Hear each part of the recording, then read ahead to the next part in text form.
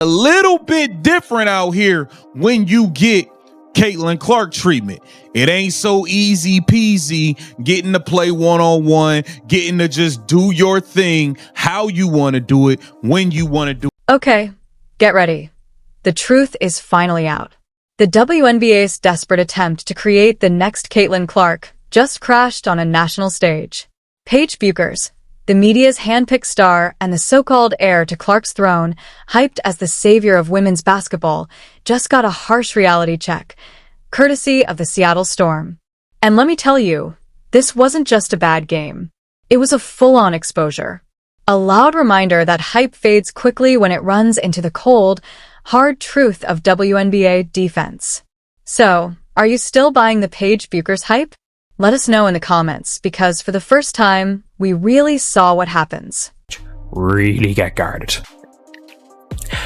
This is where we saw what is going to happen in year 2.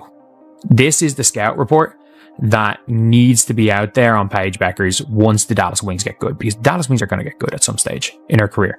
This was the game where I'm like, let's just break down the evidence for a second. Elevation of one Paige Bueckers. Oh, she's better than Caitlin Clark. I mean, stab me in the eye with a spoon, for Christ's sakes. Wow. So that's a thing right now. Last night, Paige Bueckers dropped 44 points. And we're going to look at a video that just dissects and exposes a lot of that shit. Let me tell you. It exposes a lot of stuff involving Paige Bueckers getting special. Remember when Paige's former coach, Gino Orima, made some surprising comments about Caitlin Clark? That moment set the tone for how people treated, and honestly mistreated and doubted, Clark right from the start. Diana said it best. This kid's in for a rude awakening. And they all jumped over her, but they didn't read the whole thing that she said. But nobody's printing. You know, Diana Taurasi was right. This kid's on the wrong team. She's got the wrong skill set to handle the physicality of that league. And she's a rookie. And if you're a WNBA player, if you're any kind of player, you're going to say, I'm going to make a... Paige did snag one impressive stat, becoming the fastest player to 200 points and 50 assists, just edging out Clark's pace by a single game. And let me tell you, that little nugget had analysts absolutely foaming at the mouth, screaming about how polished she was, how ready she looked compared to Caitlin. The hype train was chugging, full speed, with ESPN happily selling first-class tickets. But here's the thing about hype. It only survives until reality slaps it square in the face. And this reality, it was wearing Seattle Storm green. Davis Cat Engelbert is breathing a sigh of relief. Her pretend friends in the mainstream media, they are trying to crown a new star. If the media has it their way, this could potentially be the new face of pretend basketball. And it's not just the woke media. There are even some in conservative media who are voluntarily biting into the shit sandwich. Headline at Outkick: no Caitlin, no problem. Paige Bueckers can save the WNBA season. Fresh off her overhyped 44-point game against the Sparks, Paige walked into Seattle like the celebration was still going on. But the Storm weren't there to roll out a red carpet. They brought traps, contests, and raw physicality. What followed wasn't a coronation. It was a demolition. A game against the Los Angeles Sparks, scoring 44 points, but the craziest part about that was her shooting percentage. She shot over 80% from the field, and I tweeted about that, and I was like, that's actually insane.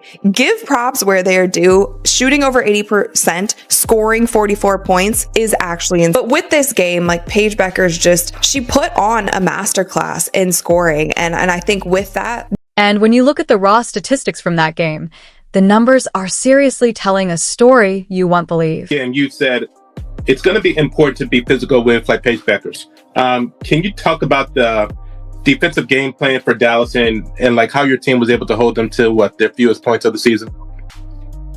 Yeah, it started, with our attention to detail with Paige. I thought, Slim was very physical, stayed in her space, and the the actions that we guarded her in. We were very aggressive, showed multiple bodies, and kind of, made her hesitant to use the ball screen a little bit. I thought we rotated well. And here's where it gets really interesting.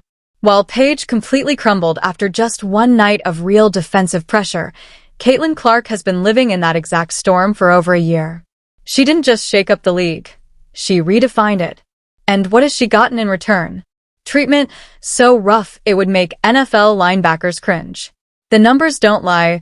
17% of all flagrant fouls in the 2024 WNBA season were committed against Clark alone. That's not basketball. That's open season. That's targeting. Clark treatment for the first time in her career, and it looked bad. It looked real bad. Everybody was running around. Yeah, she was cooking 44 points versus the Sparks. They didn't play a lick of defense, letting this girl play one-on-one basketball in every area of the floor, letting her post up in the mid-range area one-on-one. Now, I'm giving credit. She's a bucket in one-on-one, especially from that mid-range, from the free throw line down area. But this is the first time we watch teams actively be persistent about taking away her spots. Want to know who's been doing most of the targeting? Just look at the Chicago Sky. They practically made it a hobby to body Clark, responsible for a staggering 80% of those flagrant fouls. Meanwhile, Paige was out there floating around like it was still a light college scrimmage. The very first time she faced Clark-level intensity, she completely folded. Her shots disappeared, her efficiency evaporated, and her game looked empty. Seattle's defense treated her like the superstar she was hyped up to be and exposed her as anything but. Every possession, she got doubled and absolutely shut down. And do you want to know what she did as soon as she got blitzed in doubles? She passed. Paige Bueckers, look, she played decent amount early in the game. The game was kind of over and she got subbed out. Paige Bueckers shot 7. She was doubled 7 times. Yet the media had been parading Paige's shooting percentage like gospel, her smooth 47.4% clip constantly compared to Clark's rookie 41%. They sold it as proof that Paige was the more polished scorer. But here's what they left out. Clark was taking the toughest shots in the league while absorbing constant contact that rarely even drew whistles. Paige's pretty numbers came against soft defense and wide-open looks. The moment she was guarded like a true star, those numbers collapsed. 2 makes on 11 attempts. That's not efficiency. That's a mirage. Gone the second it's tested. Meanwhile, Clark keeps torching defenses built specifically to stop her. She pulls contested threes from 28 feet, drives through hacks, shrugs off elbows, and still fills highlight reels that sell out arenas. Her resilience makes Paige's struggles look even worse. Clark has proven she can take punishment and still perform at a generational level. Paige got one taste of that pressure and completely vanished. Bukers, let me ask you this. How did it feel to be blitzed and played 94 feet before you even get a chance to bring the ball up court like your name was Caitlin Clark, aka my precious Cece? You didn't like that, huh? You hear me? You out there was looking like you was about to cry. Yeah, so what do your fans have to say now? Excuse me, where are you Paige Bucher fans at? That's y'all MVP and face of the league, right? She's boring. She's not good enough. She gets special treatment. But understand, she kept getting blitz after blitz after blitz. And let's be real, Paige Bucher's got just one game of Caitlin Clark's treatment, and she completely collapsed. The media's so-called next Caitlin Clark looked more like a bench option. This is the same player analysts claimed was superior in every way, more poised, more fundamentally sound, more efficient. Yet, the moment the spotlight got hot and the defense got physical, she looked completely lost. That's the difference between hype and history. Caitlin Clark has been writing history since day one. Paige Bucher's? She's just another name on the long list of players who couldn't handle the weight of Clark's shadow. The numbers, the film, and the storylines all say the same thing. Paige isn't Clark's heir. She's a product of the media hype machine. And when the Seattle Storm exposed her, it wasn't just a bad game. They ripped the curtain back on an illusion the WNBA and ESPN have been desperate to sell ever since Clark changed the league. Once the truth was revealed, the entire hoax collapsed.